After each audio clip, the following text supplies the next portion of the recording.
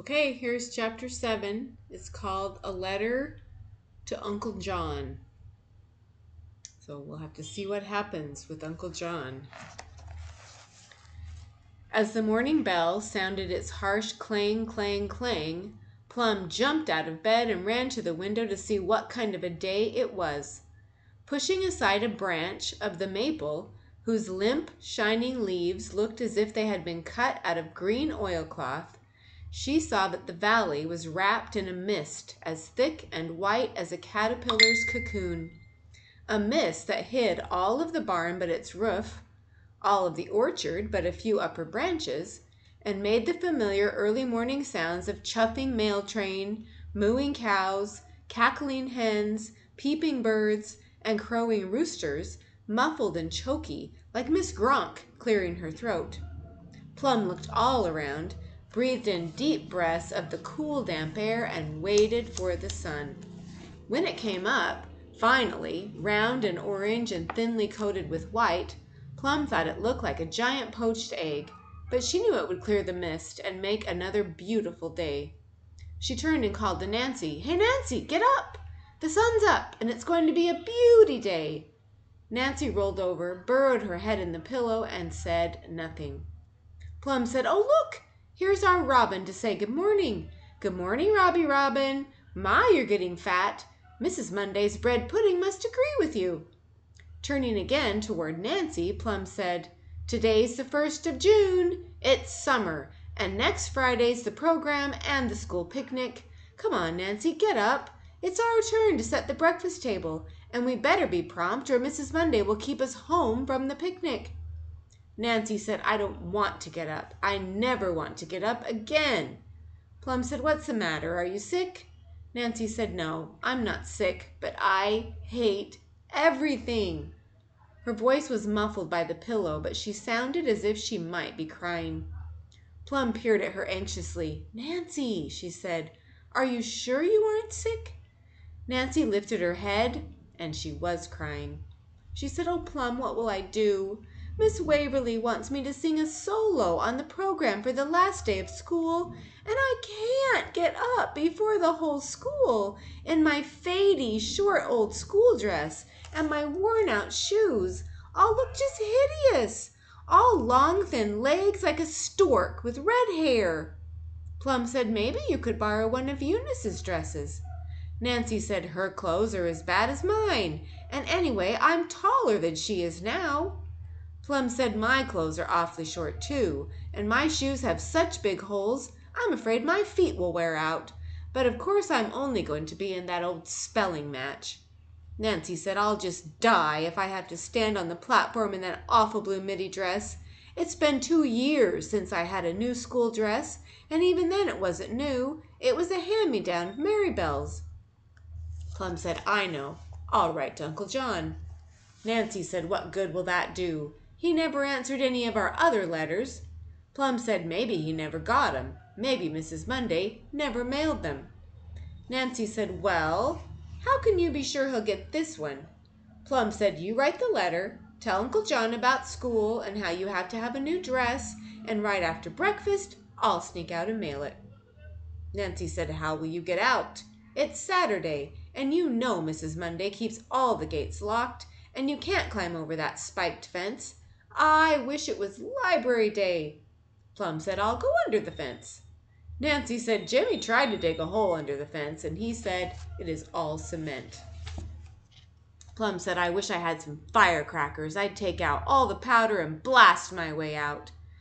Nancy said, "Have you ever looked to see if the fence is broken any place?" Plum said, "I haven't, but the other kids have, lots of times."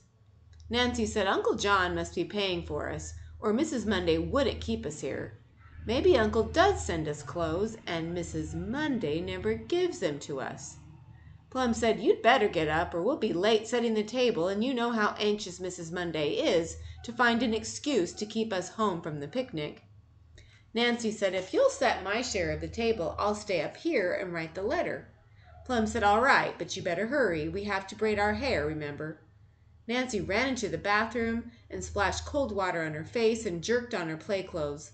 She and Plum combed and braided each other's hair, And then Plum, ran downstairs to set the table.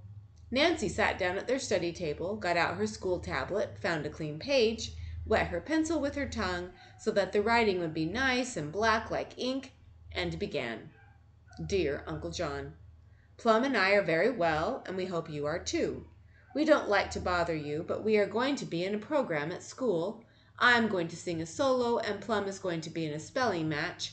She is the best speller in school, although she is only in the 5th grade. And our school clothes are all worn out and much too short, and we wonder if you would ask Mrs. Monday to buy us something new to wear. Just nice school dresses and nice shoes. Remember, I have red hair and can't wear pink, and Plum looks terrible in green. Please have Mrs. Monday get the dresses long enough, and we would both like full skirts. I have written to you several times, but I guess you have been too busy to answer.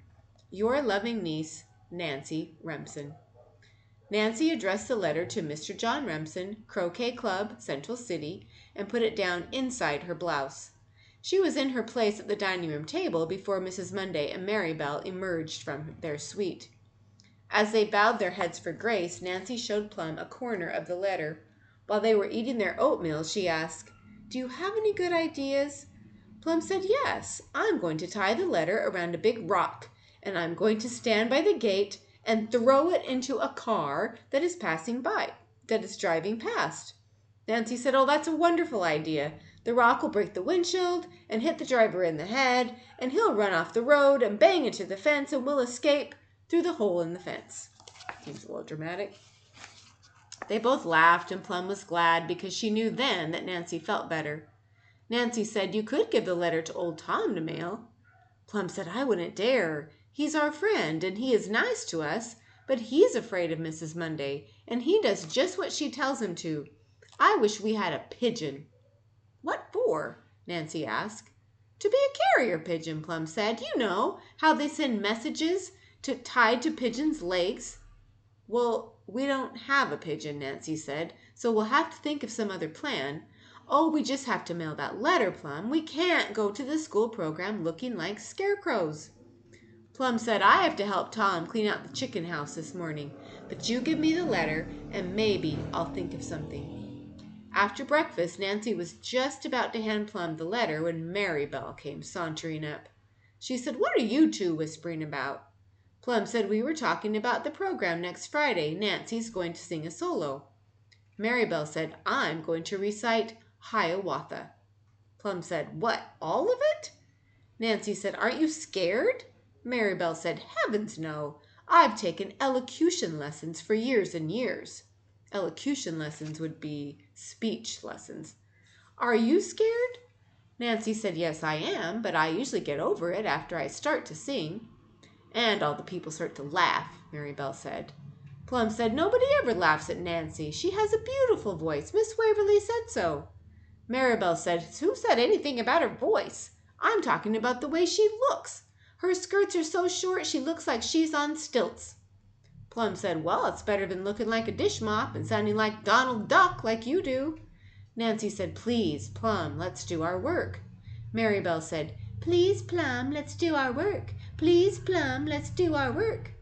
Nancy said, "Come on, Plum, please. You know Mary Bell is just trying to make trouble." She grabbed Plum's arm and tried to pull her through the swinging door to the pantry.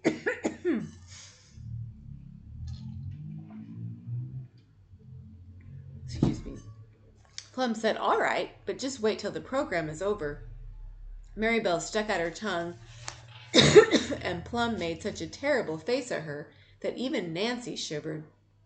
Then, her blue eyes blazing, Plum said, "When the program and the school picnic are over, I'm going to pound Mary Bell whistle to jelly, and I don't care what Mrs. Monday does to me."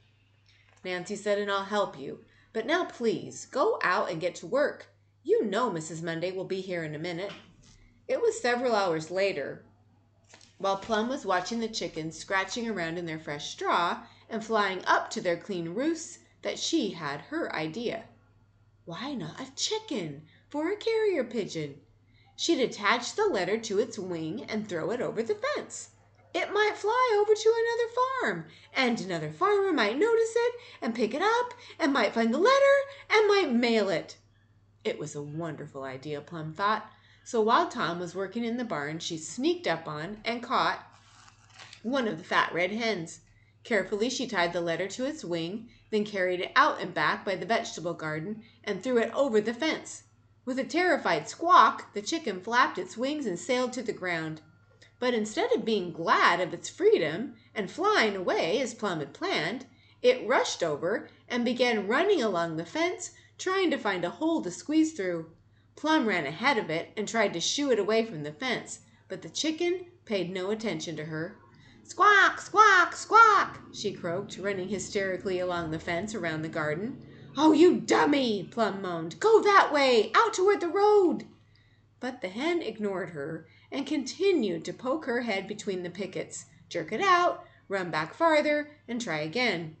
When the lunch gong sounded, she was still back by the orchard. Plum told Nancy about the chicken at lunch, and Nancy laughed so hard she choked on her potato soup, and Mrs. Monday rapped on her glass for silence. After lunch, when they were scrubbing off the front porch and steps, Plum sneaked out and back to see how her carrier pigeon was doing. She couldn't find it. She walked the fence around the whole place, but the chicken was gone. "Old Tom probably found it and put it back," Nancy said. Plum said, "Well, in that case, the letter is as good as burned, so I'm going right in now and ask Mrs. Monday to buy us new dresses for that program. I'll tell her it really doesn't matter so much about me, because nobody cares how good spellers are dressed, but singers have to look nice." Nancy said, "I'll go with you." Plum said no, because she might get mad and make me stay home, and you just can't stay home. It would spoil the whole program. Nancy said, "If I don't have a new dress, I want to stay home." So they went in together and rapped on Mrs. Monday's sitting room door. Marybelle opened the door and said, "What do you two want?" Plum said, "We want to see Mrs. Monday." Marybelle said, "Well, she doesn't want to see you," and slammed the door. Plum knocked again, very loudly. There was no answer. She knocked again, much louder, and heard Mrs. Monday say, "Marybelle, for mercy's sake, answer the door." Marybelle opened the door a tiny crack, and Plum pushed past her and into the room. Nancy followed. Mrs. Monday, who was sitting by the window doing needlepoint, looked up at Plum and Nancy and said, "Well?" Oh, and there's a picture of the chicken and the fence. Pretty silly to think that a chicken could be a carrier pigeon. Plum said, "Mrs. Monday, Nancy is going to sing a solo in the program at school, and she just has to have a new dress. Her old school dress is so short, she looks like a stork, and her shoes are all worn out." Mrs. Monday said, "I see no point in getting new school clothes at the end of the year. They'll be outgrown by the beginning of the fall term." Plum said, "Mrs. Monday, Marybelle told us today that everyone will laugh at Nancy when she gets up to sing, and she said that it wouldn't be because of her singing, but because of her terrible old short school dress and worn out shoes." Mrs. Monday, eyes on her needlepoint, said, "I repeat that I see no point in purchasing new clothes at the end of the school year. If Nancy wishes to show off her singing ability, that is her problem, not mine." Plum said, "Mrs. Monday, would you want Marybelle to wear a short, worn-out dress to recite Hiawatha?" Mrs. Monday said, "What Marybelle does or wears has nothing to do with you and Nancy. Marybelle has parents who are well able to provide for her." Plum said, "But we have Uncle John." Nancy said, "And I wrote to him today." Mrs. Monday said, "Where is the letter?" Nancy said, "I mailed it." Mrs. Monday said, "And how, may I ask?" Nancy said, "I won't tell you." Mrs. Monday said, "Either you tell me, Nancy, or you and Plum will not go to the program or the picnic." Nancy said, "I won't tell you. I won't, I won't, I won't. You're cruel and horrible, and I hate you, and we will go to the program." She burst into tears and ran out of the room, slamming the door behind her. Mrs. Monday turned to Plum and said, "Well, that settles that. Unless, of course, Pamela, you care to tell me how Nancy mailed her letter." Plum said, "I won't tell you, Mrs. Monday, and no matter what you say or do, Nancy and I will go to the program and the picnic." Mrs. Monday picked up her needlepoint, carefully inserted the needle, pulled it through to the back, and said, "We shall see, Pamela. Now go to your room." And I'm going to stop right there, and I'll finish chapter 7 another time.